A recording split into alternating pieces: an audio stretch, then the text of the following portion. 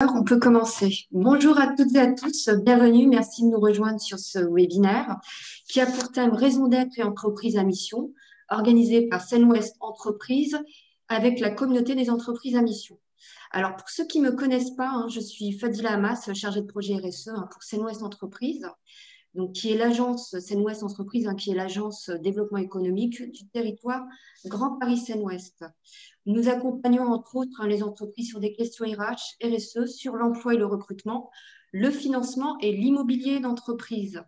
Alors aujourd'hui, sur ce sujet d'actualité, j'ai le plaisir de laisser la parole à Auréline Mouaille, consultante en stratégie RSE chez Nova Vista, qui animera ce webinaire. Bonjour Auréline. Bonjour à tous. Merci pour cette invitation. C'est vrai que c'est toujours pour nous un plaisir de venir parler de ces sujets de raison d'être et de société à mission. On a vu dans la liste des inscrits tout à l'heure que vous étiez nombreux, donc c'est une bonne nouvelle. Vous avez tous pu vous connecter ce matin. Et puis aussi, ce qu'on a vu, c'est qu'il y avait une grande diversité de profils de participants, donc des petites entreprises, des moins petites, des plus grosses, des entreprises du territoire Grand Paris Seine-Ouest et d'autres un peu d'ailleurs. Donc voilà, nous, on trouve ça super et super enthousiasmant de voir que c'est un sujet qui intéresse beaucoup et qui peut intéresser différents types d'entreprises. Donc, dans ce webinaire qui devrait durer jusqu'à 10h30, a priori, on va essayer de vous proposer un éclairage autour des notions de raison d'être et de société à mission. Donc, les questions qu'on va se poser et qui vont un peu guider notre réflexion ce matin, c'est de se dire déjà qu'est-ce que la raison d'être, qu'est-ce que la société à mission, pourquoi est-ce que c'est intéressant d'y aller pour une entreprise, qu'est-ce que ça implique et qu'est-ce que ça va changer, qu'est-ce que ça peut transformer réellement dans l'entreprise. Donc, on aimerait que ce temps ensemble vous permette également de vous exprimer. Nous, avec la bilan en réfléchissant, on s'est dit, voilà, on voulait le plus possible que ce webinaire soit aussi l'occasion d'échanger entre pairs. Donc, ce qu'on va vous proposer pour interagir, et parce qu'on est quand même tous en digital, en fait, c'est de poser vos questions sur un outil qui s'appelle Klaxoon. C'est un site internet, vous pouvez taper klaxoon.com en votre barre de recherche. Et on va vous demander un code pour rentrer sur cette application Klaxoon qui est très facile d'accès. Donc, le code est indiqué ci-dessous sur la slide. Anatolie, qui est aux manettes de la technique, qui va vous le remettre dans le chat. Et puis, ce qu'on vous propose, c'est d'utiliser cet outil tout au long de nos échanges, de poser toutes les questions qui vous viennent. Et on se prendra une demi-heure en fin de webinaire à 10h pour balayer ensemble ces questions et y répondre du mieux que l'on peut. Voilà, si jamais vous rencontrez des difficultés pour accéder à Klaxoon, voilà, vous pouvez aussi, une autre solution alternative, c'est de poser vos questions dans le chat et peut-être qu'Anatolie pourra les remettre sur l'application Klaxoon. Donc voilà pour les modalités pratiques. Alors, sans plus tarder, peut-être vous présenter nos intervenants, parce que comme je disais, c'est vrai qu'on avait à cœur avec Fadila de se dire qu'en fait, les mieux placés pour parler de la raison d'être et de la société à mission, ce sont les praticiens. C'est ceux qui la pratiquent au quotidien et qui la vivent au quotidien. Donc, on a la chance d'avoir avec nous ce matin deux témoins qui vont nous livrer leur vision de la raison d'être et de la société à mission, et puis surtout nous partager leur expérience. L'idée, c'est qu'on soit vraiment dans un retour d'expérience de quel a été leur chemin respectif vers la raison d'être et vers la société à mission. Alors, ce qui est intéressant de dire, c'est que ces deux témoins qui sont très différents, de par la taille de leur entreprise et le chemin qu'ils ont parcouru, j'espère et je pense que ces témoignages vont être complémentaires et enrichissants. Alors, pour vous présenter rapidement, peut-être, Pascal Bucassi, vous êtes responsable impact sociétal à la Française des Jeux depuis maintenant un peu plus de 2 ans. Et vous avez été une des chevilles ouvrières de l'élaboration de la raison d'être de la Française des Jeux, qu'on va vous présenter par la suite, et qui a été votée en Assemblée générale par les actionnaires en juin 2020. Exact. Exact. Et donc, raison d'être qui est inscrite dans les statuts du groupe Française des Jeux. Et puis, Vincent Caillu, vous êtes fondateur et président de Chip Factory, que vous avez créé récemment, donc il y a un peu plus d'1 an. C'est bien ça. Et donc, Chip Factory, vous nous en parlerez davantage, mais en 2 mots, c'est une marketplace de décoration 100% éco-responsable. Et vous, votre particularité, c'est que Chip Factory est né, un peu on peut dire comme ça, est né entreprise à mission. Donc, vous avez changé vos statuts de société à mission très peu de temps après la création de Chip Factory. Et voilà, vous avez pris un peu ce chemin d'emblée. Donc, merci à tous les deux d'être avec nous ce matin. Et puis, 2 mots alors, sur Nouvelle Vista. Moi, je suis consultante chez Nouvelle Vista et ça fait un cabinet de conseil spécialisé sur les sujets de responsabilité, donc RSE, et puis depuis quelques années sur la raison d'être et la société à mission. Nous sommes nous-mêmes société à mission en tant que cabinet de conseil, également certifié du COR. Et puis membre cofondateur de la communauté des entreprises à mission, voilà, qu'on va vous présenter plus en détail par la suite. Alors, peut-être avant de donner la parole à nos 2 témoins de ce matin, on peut faire un rapide détour théorique pour remettre un petit peu à plat ce de quoi on parle quand on parle de raison d'être de société à mission. Et puis, ça nous permettra peut-être d'avoir des clés de lecture en tête pour écouter les 2 témoins ce matin. Alors, première chose qu'on peut se dire quand on aborde ce sujet, ce qu'on constate, c'est qu'on a quand même une inflexion ces dernières années qui est assez récente et une prise de conscience accrue des différentes strates de la société face à cette amplification des défis environnementaux et sociaux et sociétaux que l'on connaît aujourd'hui. Alors, quelques chiffres qu'on vous a remis, parce que ça fait toujours du bien d'avoir un peu des éléments de repère en tête. Il faut se dire que, alors, un chiffre 2021 assez récent, 72% de la population mondiale craint désormais le changement climatique. Ce qui est intéressant de voir, alors peut-être le graphique est un peu petit, c'est que c'est quand même un peu plus, on craint plus en fait le changement climatique que de contracter le Covid-19 aujourd'hui dans le monde. Autre chiffre qui est assez éclairant, sur le capitalisme, aujourd'hui, on a plus de la moitié de la population mondiale qui considère que le capitalisme, dans sa forme actuelle, du moins, fait plus de mal que de bien. Donc ça, c'est une réflexion que c'est intéressant d'avoir en tête. On commence à avoir un rejet du mode de fonctionnement capitaliste de nos sociétés. Et puis, alors sur la droite de notre slide, vous avez également, vous connaissez sûrement le manifeste étudiant pour un réveil écologique.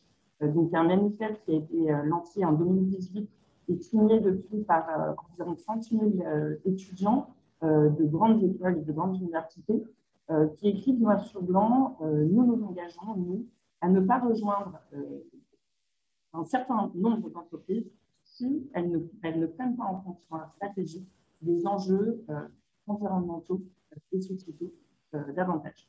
Donc voilà, c'est un signal faible, mais quand même assez symbolique quand on voit des étudiants d'HEC, de Polytechnique, etc. se dire, voilà, nous sommes prêts à renoncer à des carrières qui finalement nous rapportent de l'argent, mais ne sont pas en phase avec nos valeurs. Et puis, alors, dernier chiffre, peut-être autour de la consommation, on a 60% des Français qui considèrent aujourd'hui qu'il est urgent d'agir pour l'avenir de la planète et qui sont prêts à changer leur mode de consommation pour aller dans ce sens. Donc, voilà, panorama pour se remettre un peu dans quel état d'esprit on est aujourd'hui. Et vraiment, c'est une inflexion qui arrive ces dernières années et qui est de plus en plus forte. Et puis, dans cette inflexion, ce qu'on constate aussi, c'est finalement la conviction de plus en plus forte que les entreprises doivent prendre part au changement et qu'elles ont un rôle à jouer. Donc, quelques chiffres aussi là-dessus. 66% des Français souhaitent que les dirigeants d'entreprise deviennent acteurs du changement. 50% aussi des Français estiment que la finalité de l'entreprise est avant tout d'agir au service de l'intérêt général. Donc, on a quand même une vision qui est un peu différente de ce qu'on avait pu avoir ces dernières années. Et puis, c'est intéressant de dire qu'avec la crise du Covid que nous sommes en train de vivre, ça renforce en fait cette idée-là. Et on a un autre chiffre, alors qu'on vous a mis en bas à droite, qui dit que finalement 90% des Français estiment que les dirigeants d'entreprise ont un rôle important à jouer dans la gestion de l'urgence, des conséquences sanitaires et économiques de la crise, mais aussi dans la construction du monde d'après. Donc voilà, une attente forte. Et aujourd'hui, il se dit l'entreprise finalement ne peut pas faire autrement que de se considérer comme un acteur qui est partie prenante de la société et qui doit prendre sa part. Et puis, dernière étude intéressante qu'on voulait vous partager, une étude de Carbon 4, qui date d'un an et demi, où en fait, ils ont évalué le chemin à parcourir pour atteindre l'objectif de l'accord de Paris. Donc, ce chemin est une baisse de 80% des émissions par Français d'ici à 2050. Et donc, ils se sont posé la question de finalement quels sont les leviers que l'on peut activer pour faire baisser cette empreinte carbone. Et en fait, la conclusion qui sort, c'est que 20% de cette baisse peut être prise en compte par le geste personnel des citoyens, donc dans la vie de tous les jours, et les 60% restants relèvent de l'action collective. Et là-dedans, on met tout ce qui relève du registre de l'industrie, des transports, de l'agriculture, etc., etc. Donc, leur conclusion, c'est de dire, en fait, pour que l'empreinte carbone des Français diminue réellement, certes, on a tous un rôle à jouer en tant que citoyen, mais le gros, là où je vais mettre le poids du corps, et le gros de l'histoire, ça sera les entreprises et l'État qui doivent aussi se transformer en profondeur. Donc voilà, pour ce panorama, ce qu'on peut se dire, c'est qu'aujourd'hui, ça devient de plus en plus évident que les entreprises, si elles sont une partie du problème, elles peuvent et elles doivent aussi faire partie de la solution. Mais en fait, c'est vrai que ça n'a pas toujours été le cas. Et donc là, on vous a mis deux petites fils un peu pour regarder dans le rétroviseur. Et alors, en haut de ma slide, c'est-à-dire en fait, il a fallu 50 ans pour avérer ce rôle sociétal de l'entreprise. En fait, si on remonte en arrière, on voit que dès les années 70, on a eu des premières alertes sur les limites de la croissance, en disant attention, en fait, peut-être que dans un monde fini, penser la croissance de manière infinie, ça finira par ne pas marcher. Donc voilà, c'est en 1972. Bon, je ne vais pas vous faire toutes les dates, mais quelques repères clés. 1987, mais la première fois qu'on définissait ce qu'était le développement durable, en disant le développement durable, c'est un développement qui permet de répondre aux besoins des générations actuelles sans compromettre la capacité des générations futures à répondre à leurs propres besoins. Et puis, ce qu'on peut se dire, c'est qu'en fait, toutes ces premières décennies, ça a été un plutôt de scientifiques, plutôt d'ONG, mais finalement, l'entreprise n'était pas encore tout à fait dans ces réflexions-là. Et puis, dans les années 2000, on a eu l'émergence du concept de RSE, qui est en fait la traduction du développement durable dans un cadre d'entreprise. Et à partir de ce moment-là, on a vu émerger plusieurs cadres de loi, en France et en Europe notamment, qui sont venus un peu encadrer les activités des entreprises sous cet angle-là. Donc, à cette époque, dans les années 2000, la décennie 2010, la RSE est plutôt prise, alors soit sous l'angle du réglementaire, en disant que c'est plutôt un sujet de conformité, soit sous l'angle on peut dire, du bénévolat, entre guillemets, et avec des politiques RSE plutôt sous la forme d'actions isolées, ou alors de démarches RSE, mais bien souvent un peu déconnectées du business et un peu déconnectées de la stratégie de l'entreprise. Alors, ce qui est intéressant de se dire, c'est qu'aujourd'hui, on commence à avoir un changement de paradigme et la RSE est de plus en plus intégrée aux pratiques des entreprises.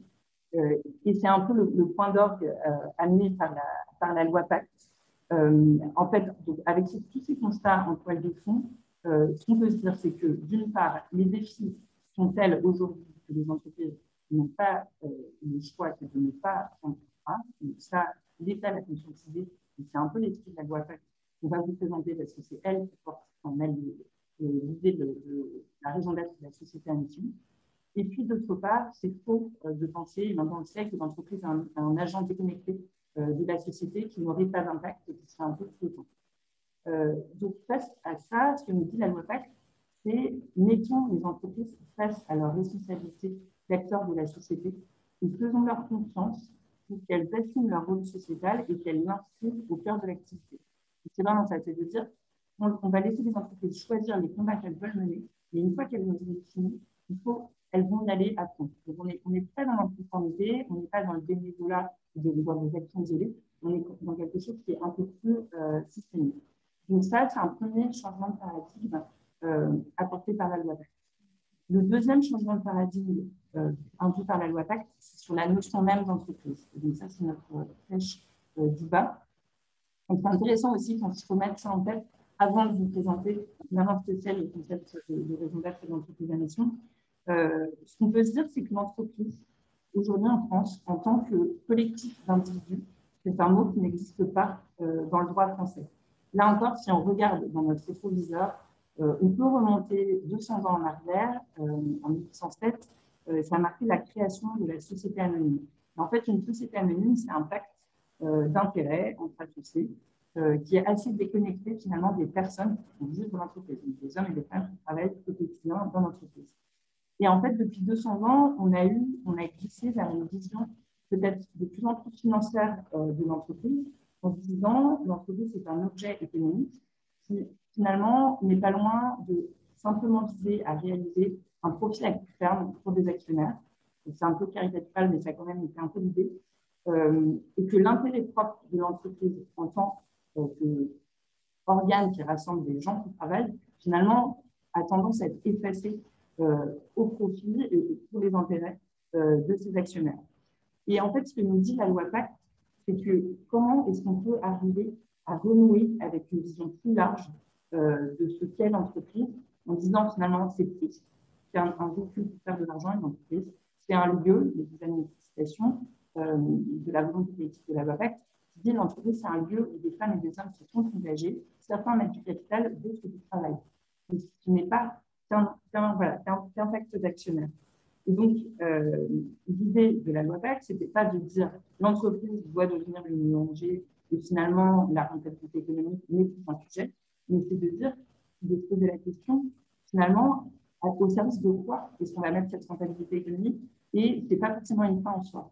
Et comment est-ce qu'on arrive à s'échapper de ce paradigme du court-termisme actionnarial pour aller plus loin et se dire on est aussi peut-être au service de quelque chose qui est plus haut que ça, cette rentabilité économique. Donc, voilà, cette introduction pour vous dire, en fait, donc, la loi Pacte s'est un peu assise sur ces constats-là. Elle a été promulguée donc, en mai 2019. Et ce qui nous intéresse particulièrement aujourd'hui, c'est une section de la loi qui a fait repenser la place de l'entreprise dans la société et qui reprend un peu ces idées.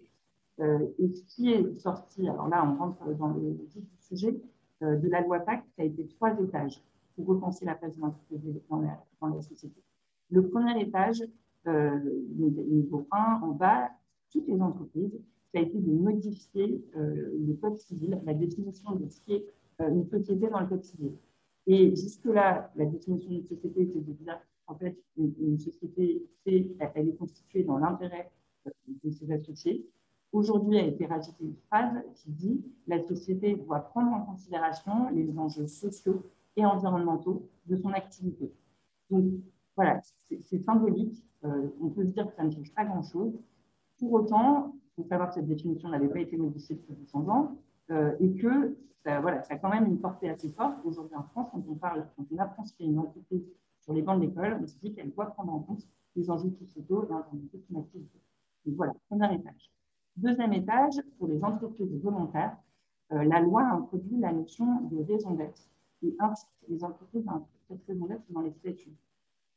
Elle ne donne pas de définition très précise de ce qu'est la raison d'être, si ce n'est de dire la raison d'être doit permettre de projeter l'entreprise dans son environnement de long terme et elle est constituée des principes dont la société se dote et pour lesquels elle affecte des moyens pour la réalisation de son activité. Et ce qui est intéressant, c'est qu'il pose le fait déjà qu'il va falloir affecter des moyens pour être conforme à sa raison d'être. On n'est pas sur un slogan, on n'est pas sur un objet de communication, on est vraiment sur quelque chose sur lequel on va s'engager. Et puis, pour les sociétés les plus engagées, la loi a proposé un dernier étage qui est celui de la société à mission, donc, pour lesquels il y a un certain nombre de caractéristiques à remplir qu'on va vous présenter. Et la société à mission répond à des entreprises qui veulent davantage mettre leur activité économique au service de la résolution d'un enjeu de société. Alors, on peut revenir une minute sur le concept de raison d'être, pour bien être d'accord sur voilà, de quoi on parle quand on parle de raison d'être. Donc, ce qu'on peut se dire, c'est que la raison d'être, elle définit l'identité, la vocation, l'essence profonde de l'entreprise. Elle donne du sens à la gestion de l'entreprise, à ses projets. C'est le point de rencontre entre le projet d'entreprise et les attentes sociétales. Et puis, ce qu'on se dit aussi, c'est que c'est une formulation qui permet d'exprimer la vision singulière de l'entreprise. Et la notion de singularité, je pense, est intéressante quand on parle de raison d'être, parce qu'on est vraiment sur voilà, l'expression, et c'est un travail qui est souvent assez introspectif, l'expression d'une identité profonde par le coup entre un passé, l'ADN, et puis la manière dont on peut se projeter dans l'avenir. On vous a mis sur la droite une citation de Jean-Dominique Sénard, qui est un peu un des penseurs à l'origine de la raison d'être, qui dit la raison d'être est toujours la substance de l'objet social de l'entreprise. C'est la racine polaire, c'est la racine et en même temps l'étoile polaire vers quoi l'on va. Et c'est de la raison d'être que découlent les grandes orientations stratégiques à long terme. Donc, on a vraiment cette idée de la raison d'être va être une boussole qui va guider la manière avec laquelle on va faire notre business, on va réfléchir à notre stratégie.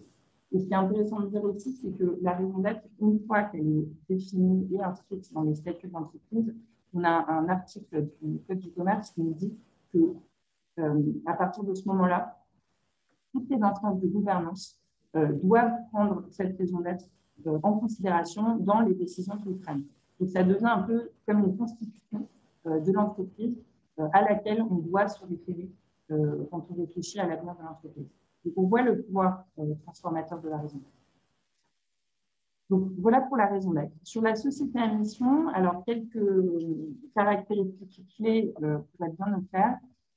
Donc, une société à mission, c'est une entreprise qui inscrit une mission dans ses statuts. Par mission, on entend à la fois une raison d'être,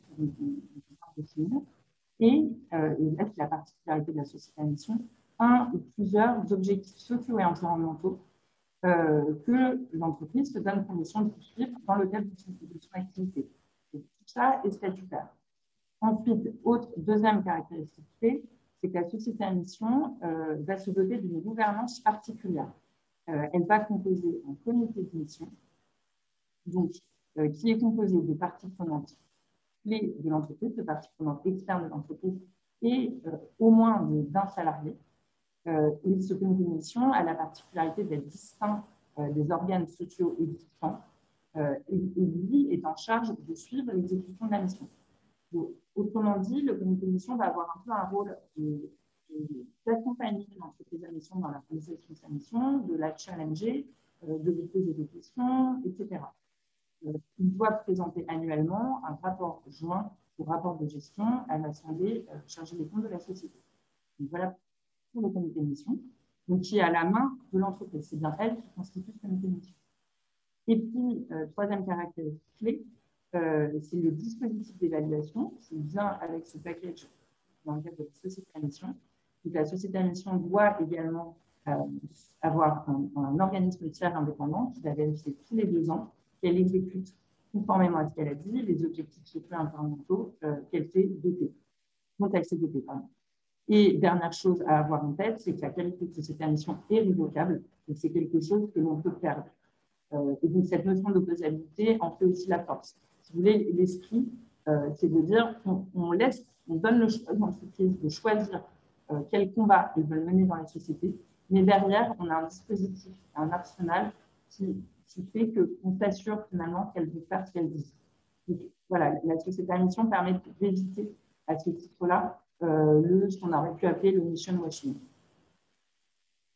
Alors, en pratique, ce que ça donne la société à mission, donc voilà, on s'est dit une raison d'être inscrite dans les statuts avec des objectifs qui sont également statutaires, et après, libre à l'entreprise de décliner ces objectifs statutaires en objectifs plutôt opérationnels pour se mettre en mouvement, et d'y adosser des indicateurs de suivi qui vont lui permettre de piloter l'avancement sur sa mission. Et le tout est donc bien chapeauté par un comité de gestion qui serait animé à 2 fois par an pour voir comment l'entreprise avance sur ces différents points. Alors, un mot sur qu'est-ce que ça a donné. Ça fait un peu plus d'1 an que la loi Pacte a été adoptée.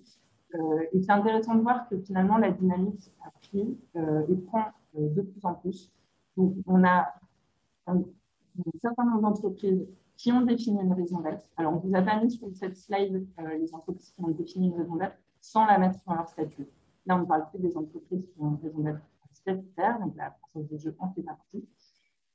Et puis, c'est intéressant aussi de voir que la qualité de société à mission connaît un engouement de plus en plus fort sur les derniers mois. Donc là-dessus, quelques chiffres. On a 143 sociétés à mission en France. Donc ça, ce sont des chiffres qui sont issus de l'Observatoire de sociétés à mission qui a été lancé par la communauté des entreprises à mission il y a quelques semaines. Et ce qu'on constate, c'est que voilà, la dynamique s'accélère. Des débuts timides en 2020 et puis là, sur fin 2020, début 2021, on voit vraiment de plus en plus d'entreprises qui s'intéressent à ce sujet-là.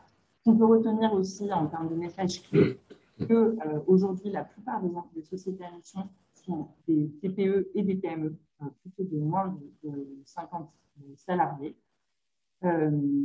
plutôt des entreprises du secteur des services, implantées, alors là encore, plutôt en Île-de-France. Voilà, quelques chiffres à avoir en tête. Alors, avant de laisser la parole à nos intervenants, juste vous dire un mot rapide de ce qu'est la communauté des entreprises à mission. Donc, nous sommes une association qui a été créée il y a un peu plus de 2 ans et dont l'objectif est de faire vivre et de promouvoir l'entreprise à mission comme modèle d'entreprise du XXIe siècle. Et l'idée de la communauté des entreprises à mission, c'est de rassembler tout type d'entreprises qui sont soit sociétés à mission, soit qui s'intéressent à la qualité de société à mission et qui sont en chemin vers cette qualité. Donc, de ce point de vue-là, c'est assez ouvert. Voilà, pour essayer de se dire comment est-ce qu'on arrive à transformer le capitalisme et à repenser collectivement la place de l'entreprise au sein de notre société. Alors, en 2 mots, les activités de la communauté, donc 3 grands volets. 1, partager entre pairs. Donc, l'idée, c'est vraiment d'être un lieu d'échange et d'expérimentation dans lequel on puisse partager. 2e objectif de la communauté, c'est d'arriver à enrichir le modèle, parce que c'est vrai qu'il faut avoir en tête que la loi Pacte a posé un modèle d'entreprise à mission qui est un produit un peu semi-fini et qui doivent faire l'objet d'expérimentation, dont les entreprises doivent s'emparer pour l'affiner et pour voir comment est-ce qu'il fonctionne. Donc, tout ça, la communauté travaille avec des groupes de travail, il y a un observatoire, il y a différents travaux qui sont mis en œuvre pour défricher et comprendre plus en finesse qu'est ce modèle d'entreprise à mission. Et puis, 3e objectif de la communauté, c'est d'arriver à porter la voix de la société à mission en France. Et donc, vous trouverez notamment sur le site web de la communauté tout un tas de ressources documentaires, de prises de parole, de liens vers des MOOC, etc., si vous voulez approfondir le sujet.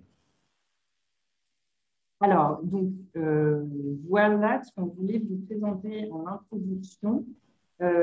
Alors, ce que je vous propose, c'est d'enclencher directement sur nos témoignages.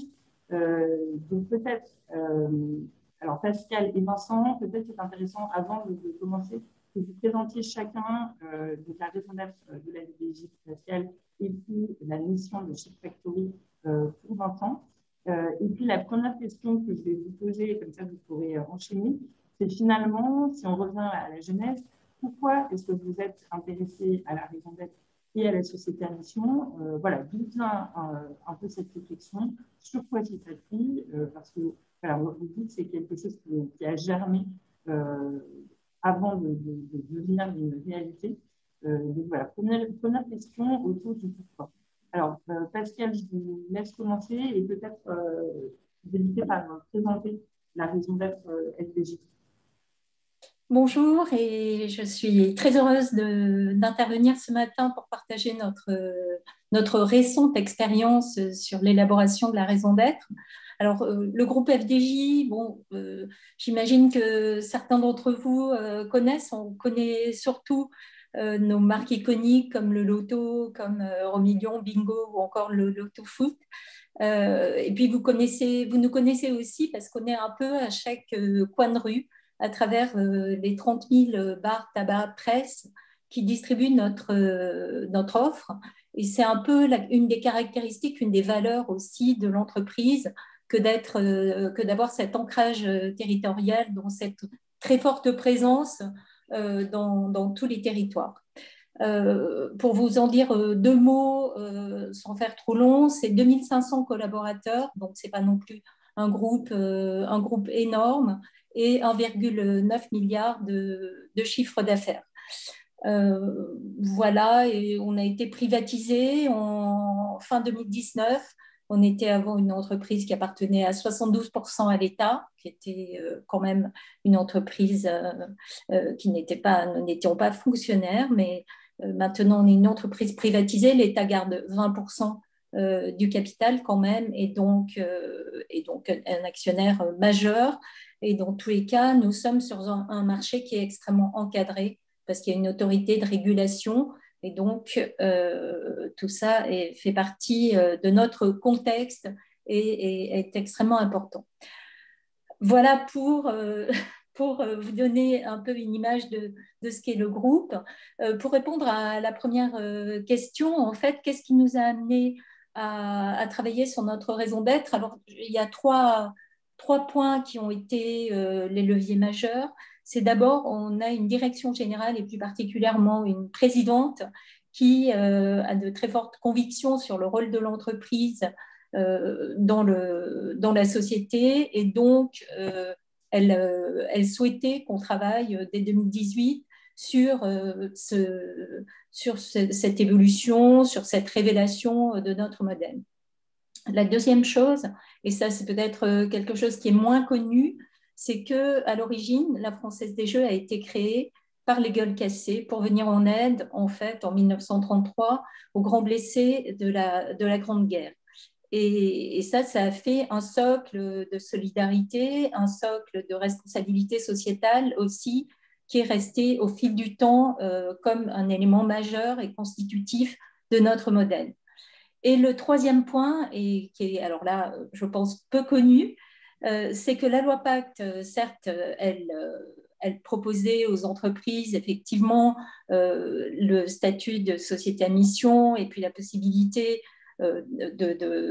d'élaborer une raison d'être, mais aussi pour la Française des Jeux, c'était un moment un petit peu particulier puisque c'est la loi Pacte qui portait la privatisation de la Française des Jeux. Et donc, on a voulu aussi, à ce moment-là, au moment de la privatisation, réaffirmer notre modèle. Beaucoup craignaient que la privatisation, ça change en fait le modèle de la Française des Jeux. Et en affirmant notre modèle à travers notre raison d'être, en l'inscrivant dans les statuts, en le faisant voter à l'Assemblée générale à plus de 99,98% par les actionnaires, on a voulu réaffirmer notre modèle et dire oui, on est privatisé, mais notre modèle reste le même. C'est je veux bien que vous affichiez en fait, peut-être la raison d'être de FDJ. Voilà. Qui est en fait l'alliance de la performance, la responsabilité et l'utilité. Alors là, je vous ai mis un extrait de notre raison d'être parce qu'en fait, elle est beaucoup plus étoffée que ça. Il y a 5 paragraphes, mais cette phrase, elle résume bien ce qu'on veut dire à travers ce qu'on raconte dans notre raison d'être. C'est le jeu est notre métier, la contribution à la société, notre moteur, et la responsabilité, notre exigence. Donc ça, c'est vraiment ce qui va nous porter, c'est vraiment la vision de l'entreprise dans le long terme. C'est pour ça que ça a été inscrit dans les statuts. Et puis ensuite, mais j'y reviendrai peut-être quand je vous parlerai de la mise en œuvre, on a voulu que cette raison d'être, elle ne reste pas comme un mantra, comme juste un texte sans rentrer dans l'opérationnel, Et du coup, on a défini des engagements tout de suite, vraiment dans la foulée, mais je vous en reparlerai peut-être dans la mise en œuvre. Très bien. Merci beaucoup, Pascal, pour ces premiers éléments de réponse qui permettent voilà, de se rappeler pourquoi est-ce que la FDJ s'est lancée dans cette réflexion. Alors, Vincent, je vous propose de répondre à la même question et peut-être de la même manière de nous présenter. Alors, excusez-moi, il y a eu un petit changement de slide. De nous représenter votre raison d'être chez Chic Factory et puis de nous exposer finalement pourquoi ça a été intéressant pour vous de vous tourner vers la société à mission. Comment est-ce que vous avez connu cette qualité-là? Quel intérêt vous y voyez? Et puis, de nous partager un peu peut-être votre vision d'entrepreneur, disant qu'est-ce que ça a apporté pour vous quand vous avez créé cette entreprise. Bon, je vais faire juste un petit cadrage sur, avant de rentrer dans le détail de la raison d'être et le pourquoi. C'est par rapport à mon engagement. Je pense que la dimension engagement par rapport à la société à mission, c'est l'engagement du manager, des managers, de la direction, elle est assez fondamentale. Moi, j'ai un parcours de 25 ans dans le conseil où j'ai toujours travaillé de près, plus que de loin, sur des thématiques qui avait lieu en gros développement durable. Pendant une quinzaine d'années, j'ai travaillé à accompagner la désindustrialisation de la France, c'est-à-dire qu'on essayait de lutter pour compenser les effets de la désindustrialisation et puis en voyant filer une base industrielle. Et aujourd'hui, on est en train de s'apercevoir que tout ça, c'était des âneries et qu'on doit se reposer un certain nombre de questions. Dans le secteur du conseil, on travaillait sur le Grenelle, les effets du Grenelle, en attendant encore des décrets qui n'ont jamais vu le jour, où on travaillait sur des plans climat, énergie territoriaux. Enfin bref, j'ai toujours baigné à travers mon parcours dans le conseil, autour de concepts et d'enjeux de développement durable. Et c'était, on ne fait pas ça, on ne fait pas du conseil pendant 25 ans dans le secteur sur ces sujets si on n'a pas au fond de soi une envie de contribuer, d'être contributif, proactif par rapport à tous ces enjeux. La cinquantaine arrivant, bon, moi j'ai décidé de faire un break et je ne me voyais pas continuer 15 ans, je voulais absolument faire autre chose. Et donc il y a eu pendant partie de l'année 2018-2019 l'idée de faire tout à fait autre chose et de me lancer parce que c'est une passion, le design, et puis que je suis un peu geek, l'idée était de partir et de fonder une plateforme. Alors c'était un an et demi d'idéation. Dans la déco, dans le design, parce que je pense que dans la déco, les enjeux du développement durable sont très largement sous-estimés, et sous-estimés d'abord pour les consommateurs. Titre d'exemple, il faut savoir que la France, le pays de la gastronomie, est le deuxième importateur mondial de cuisine. Donc ça interpelle quand même. On a une balance commerciale dans la déco qui est déficitaire de l'ordre de 4 milliards d'euros par an. Ça représente un potentiel de 200 000 emplois pour des jeunes. Bon, il y a vraiment des questions qui se posent.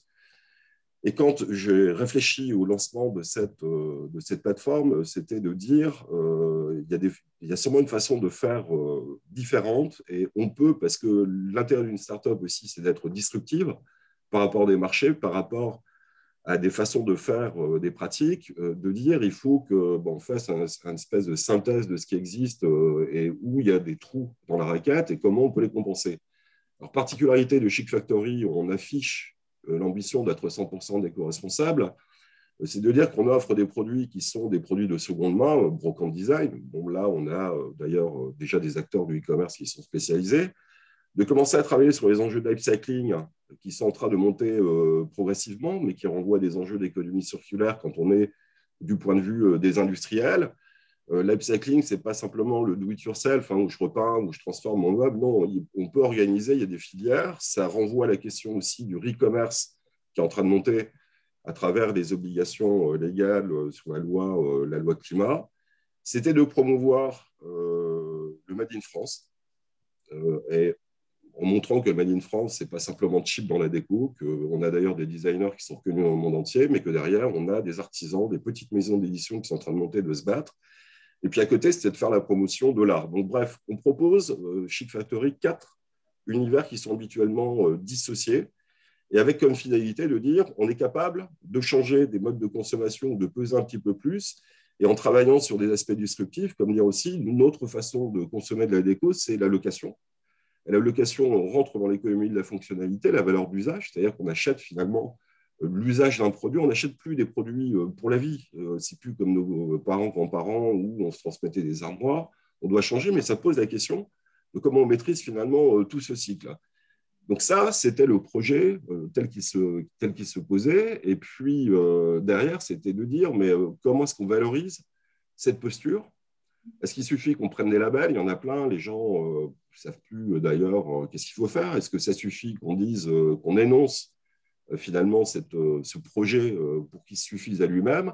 Et puis c'est là où très naturellement est venue l'idée de la société à mission. Pourquoi? Parce que vous comprenez bien, quand je pose la raison d'être que vous avez là sous les yeux, de proposer des produits et services pour la déco, relevant de l'économie circulaire ou fabriqués au bénéfice de l'homme et de la planète, ça renvoie au French Med, c'est de dire, c'est finalement la raison d'être, elle me permettait d'expliciter l'objet social et finalement d'avoir un espèce d'alignement entre mon objet social et la raison d'être permettait d'expliquer le pourquoi et la finalité de Chic Factory.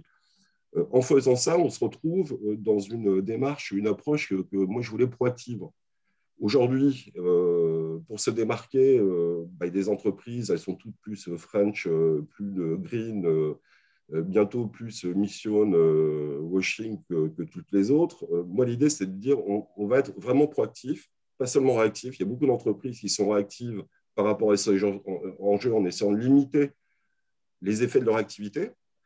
Il y en a qui sont plutôt dans une approche label et puis finalement on s'achète une conscience en disant je fais 1 euro, je plante un arbre. Moi je pense que la proactivité c'est une dimension qui est importante et le cadre, la société, la loi en fait c'est que, et ça a été relativement déterminant quand il a fallu se déterminer, c'est-à-dire que pour une fois on avait un cadre légal. Alors avec une loi qui est relativement souple, hein, c'est là où c'est intéressant parce qu'elle laisse aussi une part la singularité des entreprises ou des types d'entreprises. On est en démonstration entre FDJ ce matin et puis une petite start-up comme Chic Factory où on est 6 collaborateurs pour le moment, de dire la loi c'est un cadre qui était finalement intéressant et surtout évolutif. L'intérêt de la société à mission, c'est qu'elle renvoie aussi à l'idée d'écosystème. Et Chic Factory ne va pas révolutionner, casser les codes du monde de la déco et de l'art toute seule. Mais on est dans un écosystème où on a ce qu'on appelle les vendeurs, qui sont nos vrais clients, c'est-à-dire tous les artisans, artistes, petites maisons d'édition, brocanteurs, etc., qui sont dans notre écosystème, qui se sentent aussi, eux, impliqués. On en a d'ailleurs qui sont rentrés, qui commencent à réfléchir à cette démarche.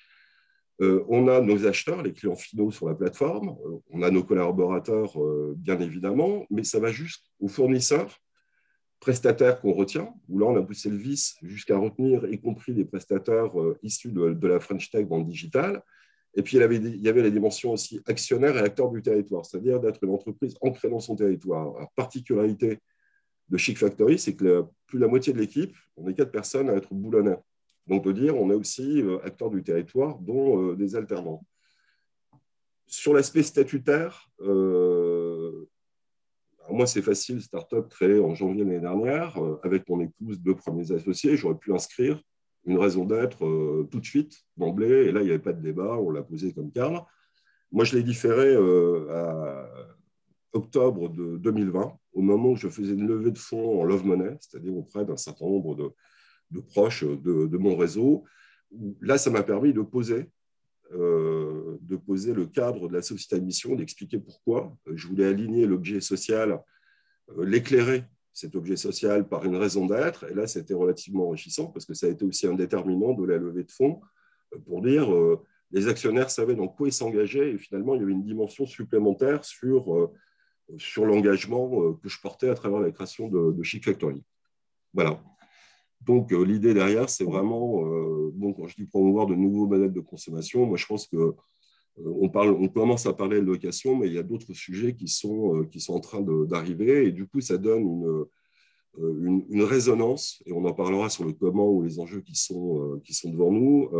Ça pose un cadre très lisible pour tous les partenaires de notre écosystème, de revendiquer la société à mission, de l'afficher. Ça crée une forme d'engagement très, très fort de notre part.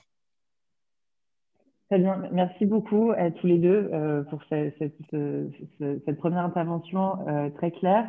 Alors, peut-être on peut enchaîner directement sur le comment. Maintenant qu'on s'est dit finalement quelles ont été les bonnes raisons de se lancer, et dans tout ce que vous avez dit, je pense qu'on peut retenir des arguments de type ça a permis de rendre lisible un projet, ça a permis d'aller plus loin aussi dans un engagement. La société à mission ou la raison d'être, ça permet aussi un alignement finalement dans tout ce qu'on fait. Ça permet d'embarquer son écosystème.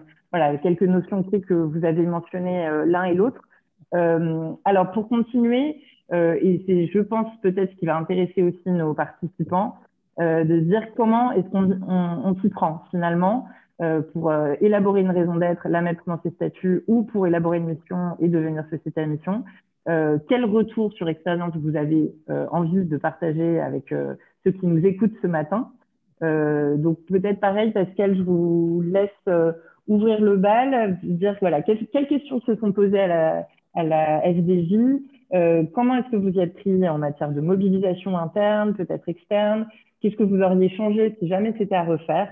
Voilà, la parole est à vous. Et je remets peut-être les objectifs si Oui, je veux bien. vous voulez en parler. Alors, je vais en fait vous dire comment on a fait, sachant que on a commencé vraiment ce travail en début 2019, qu'il y avait encore peu de sociétés qui avaient défini leur raison d'être. Il n'y avait pas vraiment de recettes. Enfin, d'ailleurs, je crois qu'il n'y a pas de recette. Je pense que chacun fait comme il veut et comme il peut aussi.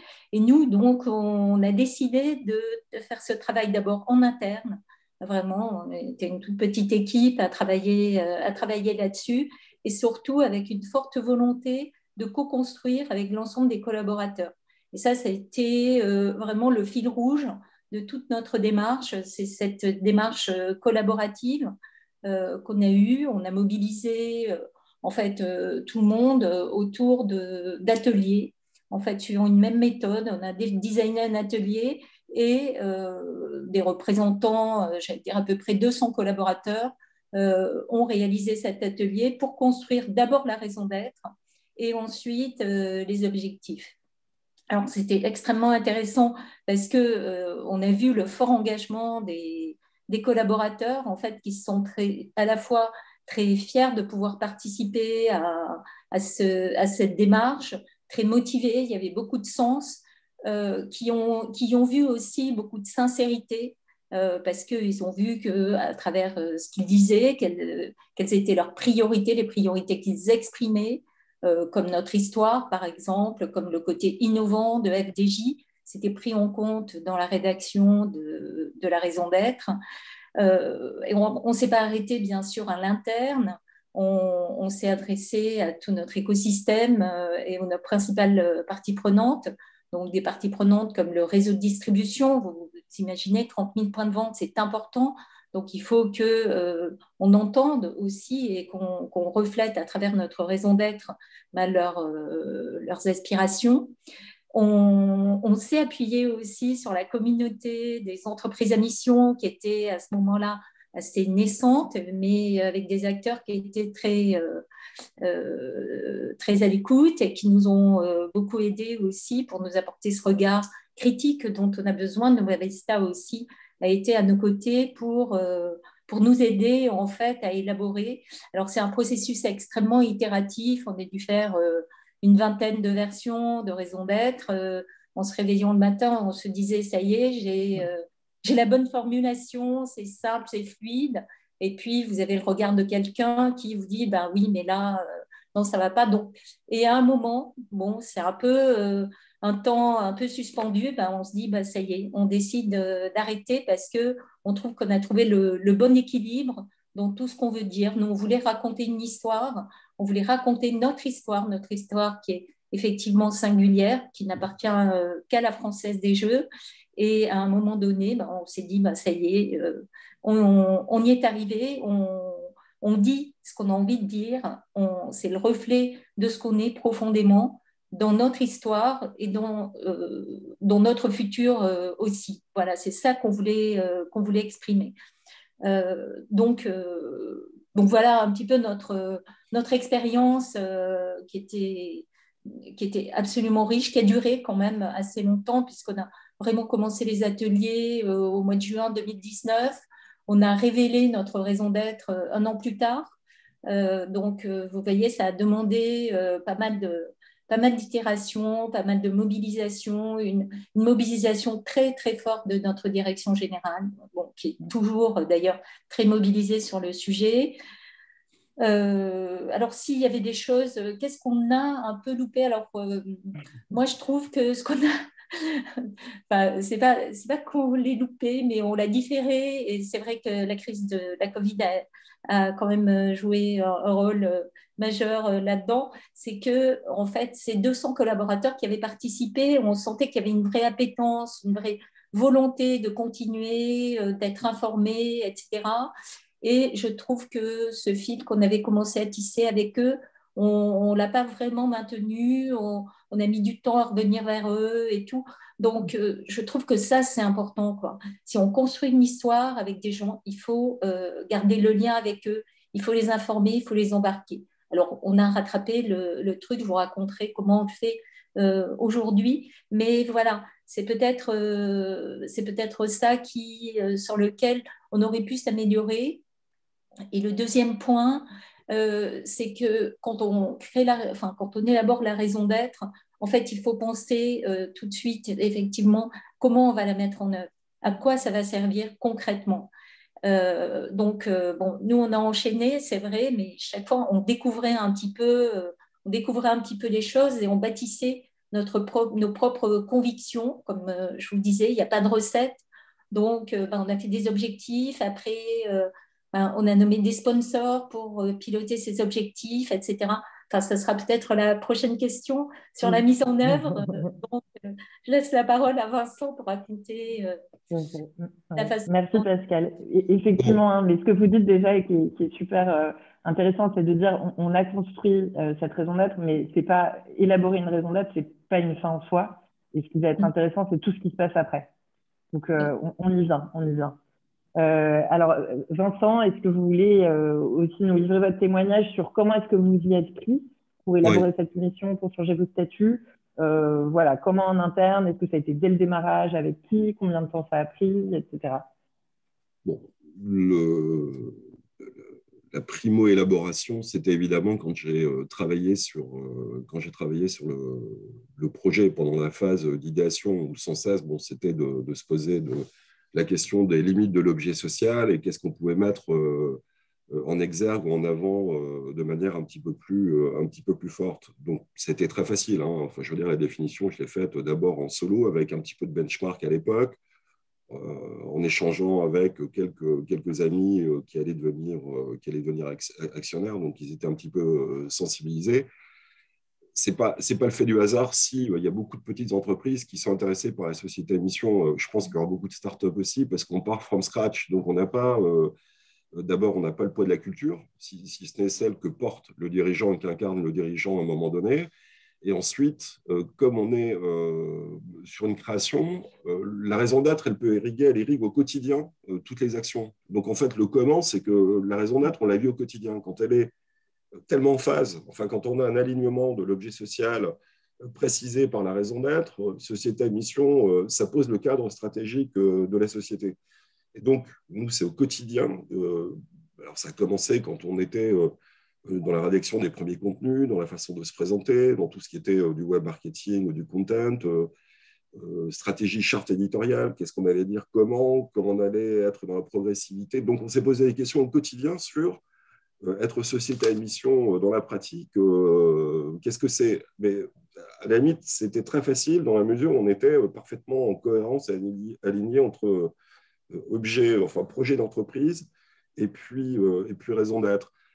On l'a testé moi je l'ai testé lors des recrutements, donc tester la sensibilité des collaborateurs recrutés, alors pas à la société à mission, mais par rapport à une posture d'une entreprise qui incarnerait dans un monde, dans un secteur quand même très disputé, hein, très concurrentiel. On n'est pas à part de tout ce qui se passe. On l'a fait dans la sélection des 2000 premiers marchands qu'on a prospectés, de dire comment on établit des grilles a priori d'évaluation. c'est vraiment au quotidien que voilà, ça nous percute. Là où ça a été peut-être le plus sensible et où c'est, à mon avis, déterminant par rapport à une start-up qui démarre from scratch, quand même, à un moment donné, c'est que ça interpelle le business model. Parce qu'une start-up, le modèle des start-up, c'est aller vite, très vite, c'est scaler, c'est dire que dans 3 ans, on est les rois de l'Europe, sinon du monde. Et ça ne peut pas être le modèle. Société à mission, il y a une forme d'incompatibilité. Donc, moi, j'étais plutôt à développer ce discours par rapport à l'équipe, de dire il peut y avoir aussi des slow startups, comme on parle la slow food, le slow home, slow life, etc. Il peut y avoir des slow startups. Et en prenant cette posture, c'était aussi d'assumer que on peut être une start-up et malgré tout que ça soit compatible, au contraire, parce que si on va dans la proactivité, c'est-à-dire comment on peut aussi bouger un petit peu les images ou les lignes, et là ça vient percuter, vous imaginez bien quand on fait les levées de fonds, les fonds qui ne sont pas dans cette logique, qui sont pas dans cette logique-là. Donc le montage du business plan, le business model, ça a été peut-être le point qui était le plus compliqué. Alors moi, je venais de la finance d'entreprise, etc. J'avais cette pratique, mais après, c'est comment aussi on explique que ça vient, qu'il y a des arbitrages à faire, qu'il y a des degrés d'exigence ou des temps ou des phases de latence qui sont un petit peu plus longues. Et voilà, donc là, ça a été, et sans entrer dans les détails, vraiment un sujet sur lequel c'est peut-être celui autant dans la pratique quotidienne, développement commercial, etc., ça commence à irriguer, enfin, je veux dire, l'équipe, ils en sont imprégnés. Autant le business model, ça fait partie des choses sur lesquelles on me challenge le plus et le plus souvent, et c'est que j'ai repris le plus depuis le démarrage de la société.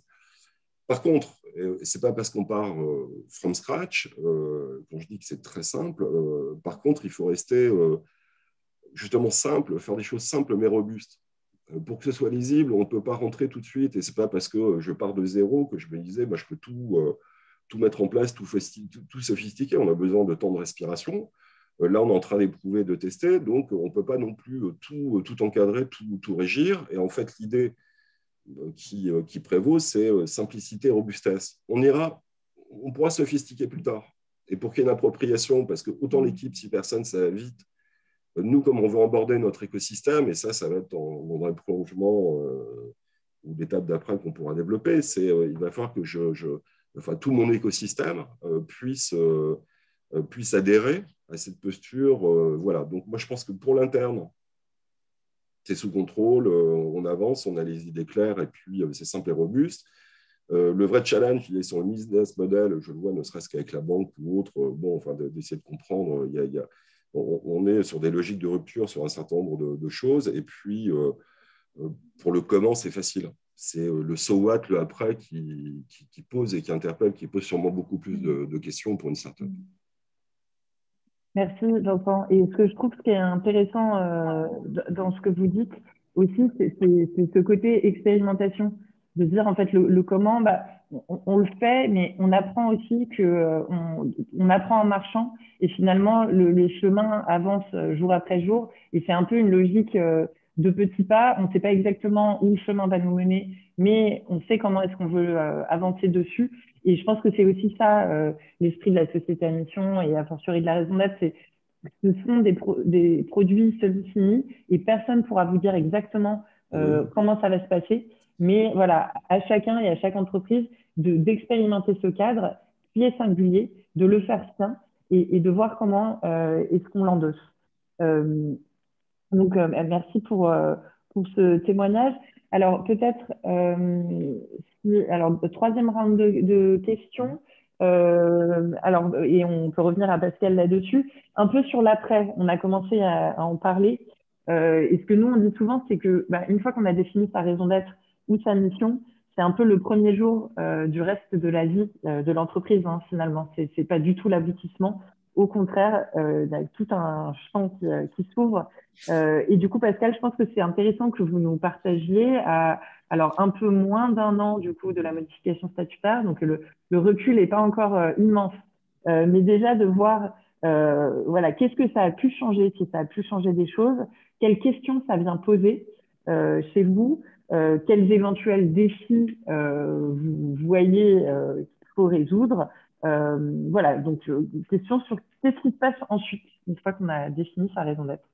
Alors oui, on croyait qu'on allait un petit peu souffler, mais juste pas du tout, en effet. Euh, d'abord, voilà, la raison d'être, comme le disait Vincent, c'est un cadre, mais ça suffit pas. Il faut, euh, il faut aller plus loin, il faut concrétiser, il faut en faire un projet commun, surtout pour les collaborateurs. Et donc, ce qu'on a fait, c'est définir nos engagements, donc qui étaient affichés à l'écran, qui ne se veulent pas exhaustifs, bien sûr, mais qui vont traiter des principales thématiques qui nous semblent des leviers de transformation aussi, comme l'offre, comme le client, par exemple, comme pour nous le jeu responsable, qui est un élément majeur et structurant de notre activité, la contribution sociétale qui est native, le commerce de proximité ou l'international, qui est peut-être un petit peu étonnant pour certains, mais oui, on a une activité aussi à l'international et on veut englober tout ça. Ce n'est pas exhaustif, il y a des choses qui ne figurent pas là-dedans, mais c'était nos priorités pour transformer et pour rendre concret. Alors, comme je commençais à le dire, en fait, ce qu'il fallait, c'est qu'on ait un pilote, dans notre groupe en tout cas, c'était important qu'on ait des sponsors qui vraiment prennent en charge ces engagements et les rendent concrets. Donc, très concrètement, on a fait quelque chose d'assez classique, des feuilles de route. Ensuite, on a pris toutes nos actions, les actions existantes déjà, et on les a rangées derrière chacun des engagements pour montrer que ces engagements, ce n'est pas des phrases en l'air, c'est vraiment quelque chose de concret qui existe déjà dans notre activité. Et puis surtout, on a mis tout le monde en tension pour dire, OK, vous avez ces actions-là existantes, c'est des éléments de preuve, des illustrations, mais c'est quoi les actions en progrès que vous pouvez mettre dans cette feuille de route? Comment vous pouvez progresser? Comment vous pouvez mesurer et aussi à travers un certain nombre d'indicateurs cette progression? Donc ça a été un premier travail quand même assez profond en fait dans notre activité et qui nous a permis de rentrer dans le concret et de commencer à montrer cette opérationnalisation finalement de la raison d'être. La deuxième chose qui était pour nous aussi absolument majeure, c'était d'installer un comité des parties prenantes. Alors, ce n'est pas un comité de mission, puisqu'on n'est pas société à mission, mais c'est un comité des parties prenantes donc, qui va réunir 13 personnalités autour de ce qu'on appelle des collèges, nous, mais autour des thématiques comme les joueurs et les jeux d'argent, par exemple, ou encore comme le jeu responsable, le réseau de distribution, ou la solidarité, le blanchiment ou l'environnement. Donc, on a constitué ce comité avec des personnalités qui sont assez diverses, puisqu'on peut avoir aussi bien des universitaires que des gens plus opérationnels de notre réseau de distribution, ou vous parliez du manifeste étudiant pour un réveil écologique. On a un des cofondateurs, un étudiant de Polytechnique qui est cofondateur de ce mouvement. On a trouvé ça intéressant, en fait, d'être challengé aussi, parce que c'est un comité qui challenge, qui met sous tension, qui va qui va suivre les engagements, enfin, ces fameux objectifs qui sont mentionnés ici, et qui vont vraiment avoir ces regards critiques, mais à la fois très constructifs sur cet engagement qu'on a pris. Alors, ce qui est différent, parce que c'est pas non plus nouveau pour nous de dialoguer avec nos parties prenantes. On le fait déjà dans pas mal d'autres instances, mais c'est la première fois qu'on met autour de la table, en fait, les parties prenantes majeures et qu'elles peuvent dialoguer avec nous, mais aussi dialoguer entre elles. Et donc, ça donne quelque chose de beaucoup plus riche, finalement, que quand on est dans un dialogue de manière bilatérale. Ça donne des regards croisés et on commence à en voir déjà, alors qu'on n'a fait que 2 réunions avec eux, on commence à en voir les effets très bénéfiques. Et vraiment, on est très satisfait, en tout cas, d'avoir mis ça en place et on en espère beaucoup. Vous me disiez, enfin, peut-être j'ai trop parlé. Non, très bien. Allez-y. Non, mais j'avais juste une question. Est-ce que vous avez un exemple de ce sur quoi le comité de parties prenantes a pu vous challenger, par exemple, pour donner une idée? Ou est-ce que c'est trop encore Oui, c'est un peu, Un peu tôt pour en parler peut-être. oui, voilà. Bon, on reste, pour le moment, on est dans un début de dialogue. Il y aura un temps pour communiquer, pour partager. En effet, ce que je peux vous dire, c'est que, par exemple, le dernier comité, on a parlé du commerce de proximité, qui est un sujet, vous savez, d'actualité, parce que les commerces de proximité souffrent, parce que dans certains territoires, il y a de la disparition des commerces de proximité. Et ils ont eu un regard ce regard où on parle, quand on parle de commerce de proximité, on va aussi parler de transition écologique, on va aussi parler de fracture numérique, on va parler de solidarité. Donc, vous voyez, c'est sur un sujet, qui est un sujet de commerce de proximité qu'on pourrait penser déjà nous avoir maîtrisé. Ils ont apporté des regards beaucoup plus précis ou beaucoup plus experts et des regards qui enrichissent finalement notre réflexion. Super, merci beaucoup. Et je trouve que c'est intéressant aussi de dire que maintenant qu'on se dit que l'entreprise à mission ou l'entreprise à raison d'être, finalement, s'intéresse plus au poids et au pouvoir qu'elle a dans la société, de dire que dans la gouvernance, on va inclure davantage aussi des représentants de la société et qui vont, comme vous le dites Pascal, vous apporter des éclairages et peut-être vous amener à changer un peu de point de vue ou en tout cas élargir la façon dont on réfléchit à un certain nombre de choses. Et effectivement, l'exemple des commerces de proximité est peut-être un bon exemple pour ça, de ce point de vue-là. Super, merci beaucoup. D'autres choses à ajouter, Pascal, à ce stade? Moi, je dirais que je crois que vous avez posé la question, qu'est-ce que c'est notre défi? En fait, notre défi, c'est l'interne, c'est l'accompagnement interne. C'est ce qu'on est en train de mettre en place, c'est comment les collaborateurs font de ce projet leur projet individuel d'ailleurs, qui donne du sens, mais aussi ce projet collectif qu'on peut retrouver dans chaque équipe. Et bon, je pourrais partager la façon dont on le fait, parce que là aussi, on a bâti un truc. Bon, j'ai fait le premier atelier hier, ça a l'air de bien fonctionner. J'ai des collaborateurs qui me disent, mais moi, je suis super content d'avoir fait cet atelier, je comprends bien ce qu'est la raison d'être, et puis je suis à la fois fière et rassurée d'être dans une entreprise qui a une raison d'être et qui la met en application dans notre quotidien. Donc, bon, à suivre. À suivre. Donc, nouveau webinaire à prévoir dans un an pour la raison d'être 2 ans après. Merci Pascal. Vincent, est-ce que vous avez des éléments que vous voulez compléter sur l'après-mission? Ouais. Vous avez déjà commencé un peu à en parler. Dites-nous quelle perspective ça ouvre, quels défis vous voyez pour demain pour Six Factory. Alors, il y a 4-5 enjeux qui sont un petit peu corollaires.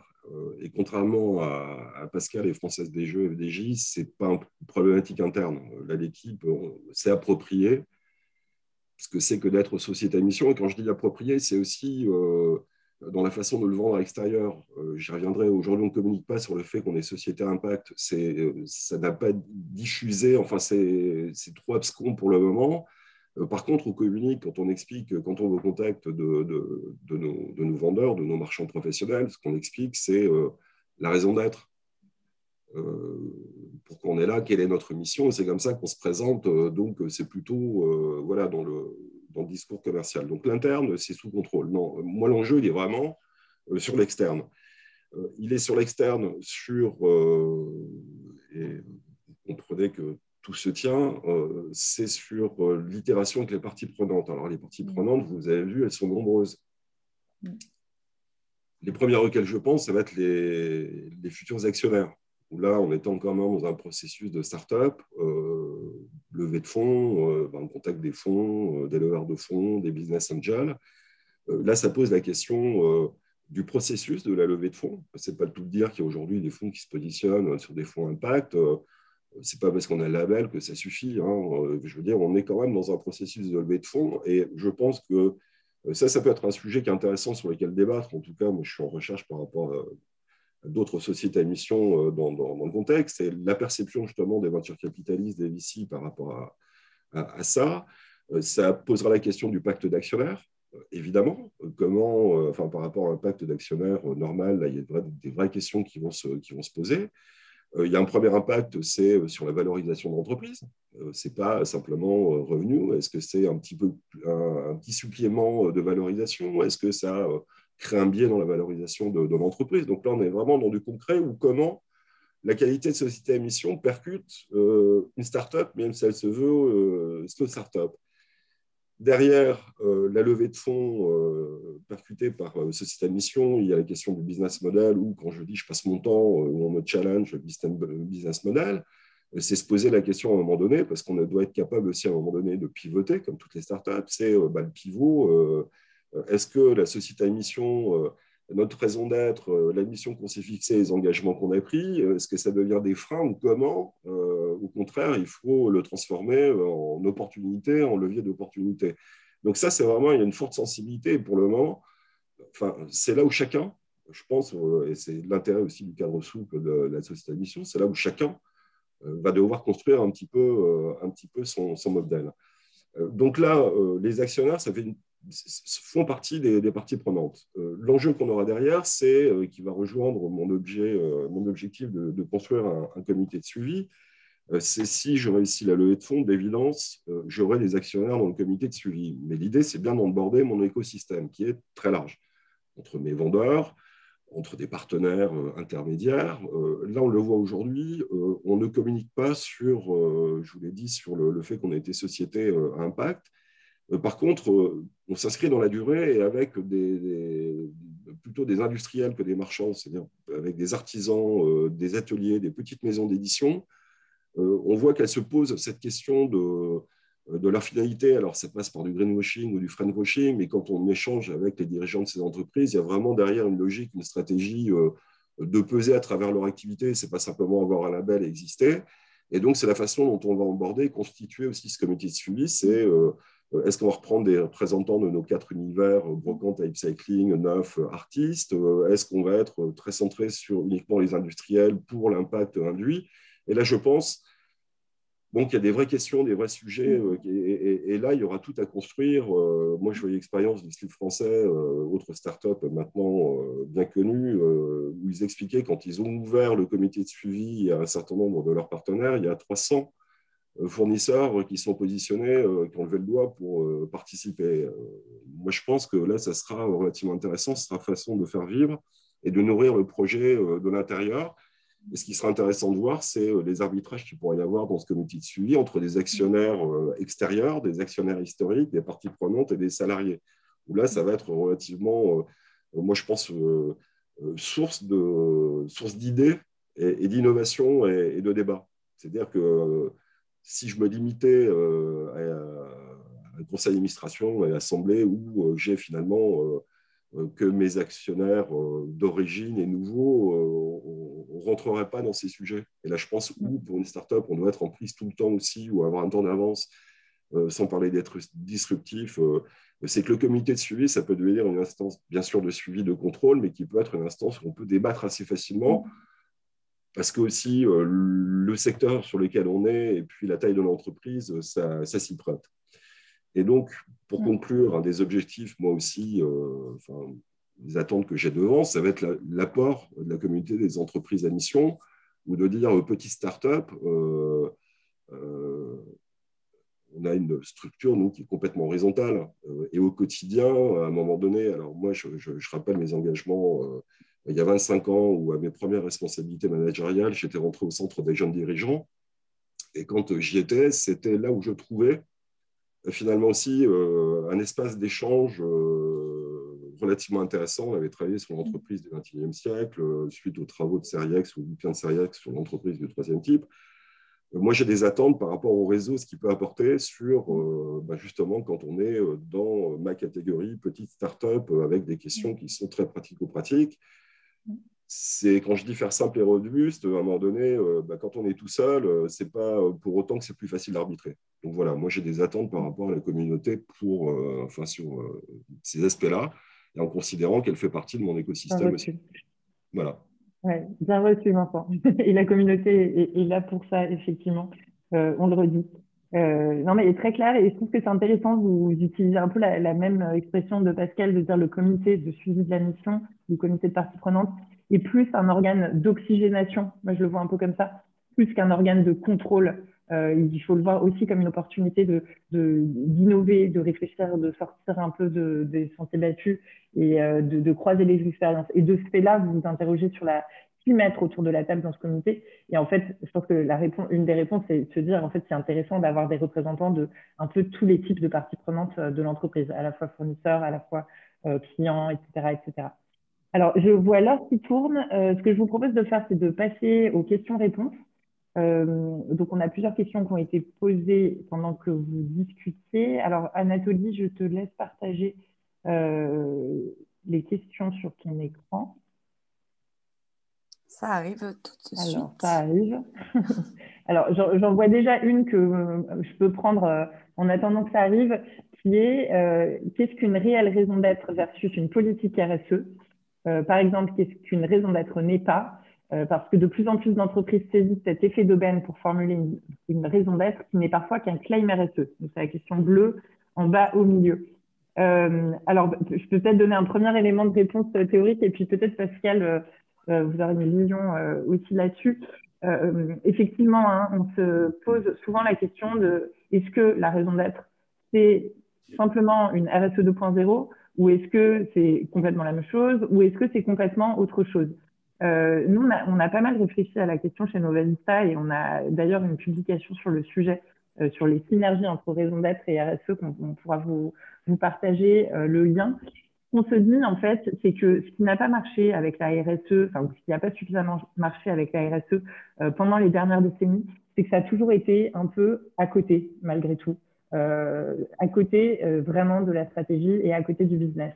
Ce qui est intéressant avec la raison d'être, pour nous, c'est que en fait, ça joue ce rôle de constitution et ça vient au-dessus de la stratégie. C'est la première fois, en fait, que en termes d'objet de gestion, objet de management, on a un objet qui est au-dessus de la stratégie et qui va venir orienter la stratégie même. Et ce qui est intéressant avec la raison d'être, c'est que du coup, ça a une capacité à jouer un rôle de boussole qui va véritablement orienter tout. C'est un peu comme si on met des lunettes de la raison d'être de l'entreprise et on va regarder tout ce qu'on fait différemment, de décisions très, très stratégiques à des décisions moins stratégiques de type, voilà, quel fournisseur j'ai, etc., comment je mets des éco-gestes en interne, etc. Mais finalement, ça a vraiment un pouvoir, c'est un peu une matrice qui va venir changer la façon dont on perçoit l'entreprise. Et c'est en ça que le pouvoir transformateur est plus fort que la RSE. Après, ça n'empêche pas que la RSE reste importante et ça ne signe pas l'arrêt de mort de la RSE, mais on voit plus la RSE comme un espèce de socle de cohérence des pratiques qui s'assure qu'on est exemplaire, mais c'est pas véritablement ça qui va donner l'orientation et la vision en termes de l'entreprise, voilà, pour laquelle c'est plutôt la raison d'être qui va jouer ce rôle-là. Voilà, élément de réponse. Pascal, n'hésitez pas à rebondir. Je suis complètement alignée avec ce que vous dites. Hein. D'ailleurs, on en a débattu, on a participé à cette publication. En effet, pour nous, la raison d'être, c'est quelque chose qui s'inscrit dans le long terme, qui est vraiment un guide, qui est vraiment une direction vers laquelle aller. Vous voyez, dernièrement, j'ai vu présenter le plan stratégique de FDJ et le socle. Le socle, c'est la raison d'être, quoi. Donc, c'est vraiment une autre dimension par rapport à la RSE. Pour moi, la RSE, c'est un axe. C'est un axe qui est incontournable. C'est un axe qui va permettre aussi de gérer tous les impacts négatifs de l'entreprise. La raison d'être, elle va donner cette direction, ce sens aussi, peut-être que ne donne pas assez ou pas suffisamment la RSE. Et je trouve que vous avez dit quelque chose d'extrêmement important, c'est que ça inclut le business, quoi. C'est pas ça comme un sparadrap. En plus, non, c'est dans le modèle, quoi. C'est dans et c'est bien nous ce qu'on a voulu exprimer, la performance, la responsabilité, l'utilité. C'est bien ça le triangle dans lequel en fait on doit naviguer. Ouais, super. Merci pour ce complément, Pascal. J'en profite, je vois une question qui vous est adressée. qui dit pourquoi ne pas être allé jusqu'à la société à mission, à la Française des Jeux. Alors, pourquoi? En effet, pourquoi? Pourquoi? Parce que on s'est dit qu'il y avait une première étape. Alors, comme je vous l'ai expliqué, c'était au moment de la privatisation en plus. Donc, vous voyez, c'était une étape quand même extrêmement importante pour l'entreprise. On s'est dit qu'on allait tout faire pour, puisque comme vous le voyez, on a fait la raison d'être, des engagements, un comité des parties prenantes, un onboarding aussi de l'interne. Donc, on a tous les ingrédients, on va dire, pour être société à mission. Peut-être que ça se fera. On va voir. On se donne le temps aussi. Et je trouve qu'un des enseignements de tout le travail qu'on a fait, c'est prendre le temps de faire les choses. Parce que ce n'est pas la peine de se précipiter. Il faut qu'on voit aussi comment nous, on s'approprie ça, comment on le met bien en œuvre déjà avant de passer dans un statut différent, pour autant que ça soit envisagé par l'entreprise. Tout à fait. Et c'est ça aussi, j'en profite pour ajouter, l'innovation aussi de la loi avec cette fusée à plusieurs étages, c'est de se dire, en fait, peut-être que la raison d'être est un étage intermédiaire, mais en fait, on peut faire tout comme si on était société à mission, et c'est un peu ce que vous avez fait à la FDJ, parce que vous avez des objectifs associés à votre raison d'être, vous avez un comité de parties prenantes, et finalement, le jour où on veut appuyer sur le bouton et devenir société à mission, la marche est beaucoup moins haute. Donc, c'est aussi cette dynamique un peu progressive que permet la loi. Merci Pascal. Alors peut-être une question que j'ai envie de poser plutôt à Vincent en jaune sur la droite, quelqu'un qui nous dit il y a quand même une certaine lourdeur administrative dans la société à mission, donc avec le fait de publier des audits, des rapports. Autre que les côtés faire du bien et marketing, existe-t-il d'autres avantages pour inciter les entreprises à devenir société à mission? Alors, comment vous réagissez, Vincent? La lourdeur, elle est relativement minorée. Enfin, je veux dire, surtout pour les petites entreprises, je comprends que ça soit un vrai sujet. Tous les changements organisationnels. Il y a 10 ans, nous, on accompagnait la définition de projet d'entreprise à l'occasion de l'élaboration de plans stratégiques. Travailler sur la RSE, oui, forcément, c'est lourd dans des grandes entreprises. Après, je pense que c'est pour ça que la SAM a un succès auprès des petites entreprises. C'est que le cadre de la loi, enfin, déjà, et c'est pour ça que je me suis engagé, c'est qu'il y avait un cadre. Et puis, il est relativement souple. Enfin, il pose les principes de l'évaluation du suivi, et chacun doit le construire aussi à sa main. Enfin, il ne faudrait pas qu'on rentre, il ne faudrait pas que... Et là, heureusement, enfin, le législateur était attentif. Même si certains ont des idées sur comment il faut évaluer, pour le moment, il n'y a pas d'obligation, il n'y a pas de cadre. Ça renvoie une question, pourquoi pas Bicorp, plutôt Bicorp que société à mission ou autre. La culture anglo-saxonne, elle est beaucoup plus évaluative, et donc il y a beaucoup plus de lourdeur. Les Français, enfin moi, pour avoir travaillé dans le conseil pendant 20-25 ans, on voyait que la faiblesse des Français, c'est l'évaluation. Enfin, il n'y a pas la permanence des engagements, et on est très peu anglo-saxon dans l'évaluation. J'ai travaillé dans le secteur privé-public. L'évaluation des politiques publiques, c'est un sujet d'intervention. Il y a des métiers autour de ça. C'est très, très compliqué culturellement. Bon, petite entreprise, non, il n'y a pas de lourdeur. Et ce qui doit inciter, voilà, moi je pense que cette mission, c'est un cadre pour le coup qui a mérite d'être une loi, avec un cadre qui est relativement souple, qui permet la singularité grand groupe, start-up, TPE, ETI, et puis que voilà, le cadre il est souple, il est fixé, et puis chacun de construire derrière l'évaluation. Il y aura un enjeu, je n'en ai pas parlé du SOAT après, c'est les ETI. C'est enfin quand il y aura des évaluations beaucoup plus formales par des comités. C'est là où j'attends qu'un mouvement comme le comité la communauté des entreprises à mission porte le débat. C'est faut différencier. Enfin, il faut un cadre qui soit adapté et plus souple. Je l'ai vu. On travaille aussi avec Impact France, avec ils ont des grilles d'évaluation de scoring. On voit une adaptation très très vite où les trucs, on n'est plus capable de répondre, de s'associer. Donc voilà. Pourquoi société à mission? Parce que voilà, c'est un cadre, c'est la loi française plutôt qu'à Bicorp, plus anglo-saxon, avec plus de contraintes ou de lourdeur, à mon avis, aussi dans l'évaluation. Voilà. Et j'en profite pour ajouter qu'effectivement, la société à mission, c'est un cadre français, mais qu'il y a des résonances aux États-Unis, en Italie, en Angleterre notamment. Et sachez que la Commission européenne est en train de réfléchir à comment est-ce qu'on peut s'inspirer du cadre de la société à mission français pour penser quelque chose plutôt à l'échelle européenne. Donc voilà, on se dit que c'est quelque chose qui va être amené a priori à prendre de l'ampleur. Et on est dans un cadre qui n'est pas que franco-français, donc il faut aussi le voir de façon plus large. Merci Vincent. Alors, je ne suis pas sûre qu'on ait le temps de répondre à toutes les questions, il nous reste 5 minutes. Alors, il y en a une qui vous titille particulièrement, Pascal ou Vincent, que vous voudriez prendre. Je ne vois pas, alors, donc, enfin, c'est écrit. Vous ne voyez pas? C'est écrit trop petit. D'accord.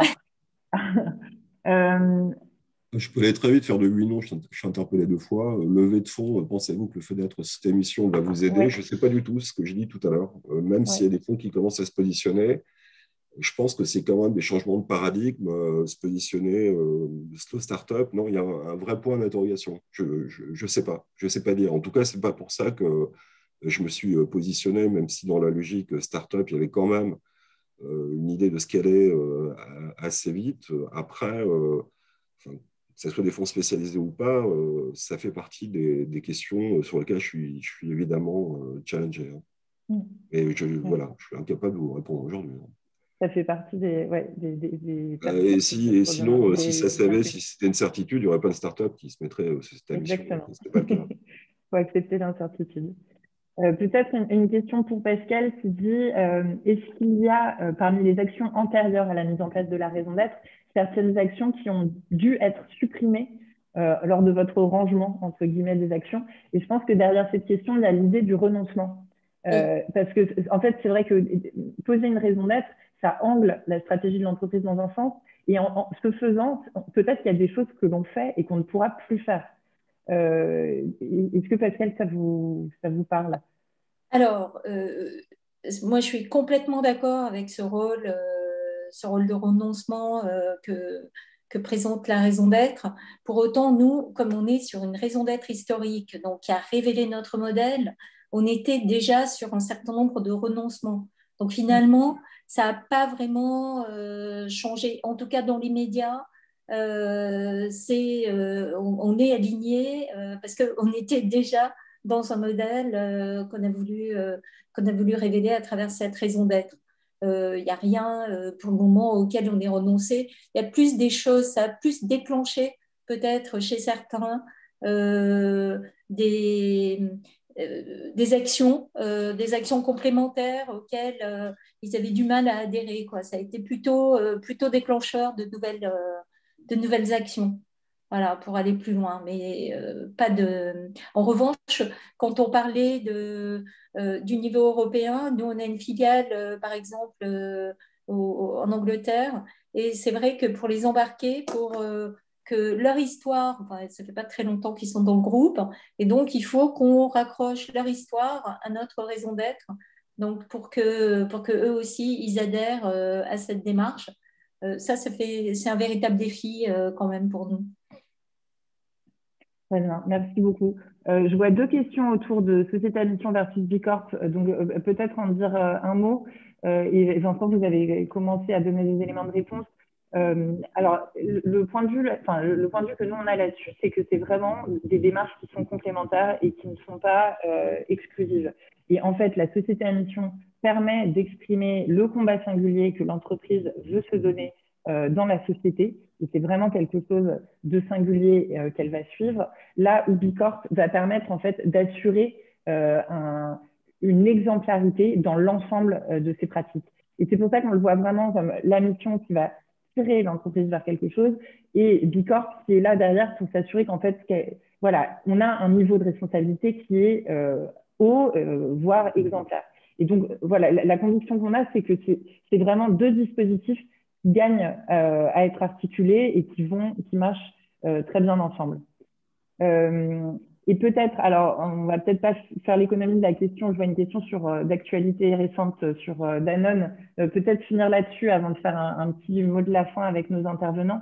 Donc la question est, ne pensez-vous pas que la récente crise Danone risque de fragiliser la perception, le développement du statut d'entreprise à mission? Bon, alors je vous laisserai rebondir aussi Pascal et Vincent. Nous, ce qu'on se dit, et bon, effectivement, la question est légitime hein, et merci de l'avoir posée. Peut-être, alors, premier élément de réponse, c'est que c'est possible que les médias soient allés un peu vite sur une opposition entre mission et profit. Et je pense que les analyses qui ont pu être faites ont parfois été un peu rapides, voire simplistes.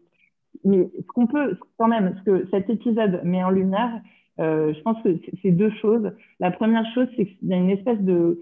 ça met en lumière une fragilité d'une entreprise qui a un actionnariat qui est très, très dispersé et très, très volatile, et qui peut être sujette à des attaques d'actionnaires minoritaires assez déterminées, mais finalement isolées. Et je pense que ça pose la question quand même de la responsabilité de l'actionnaire dans le monde de demain.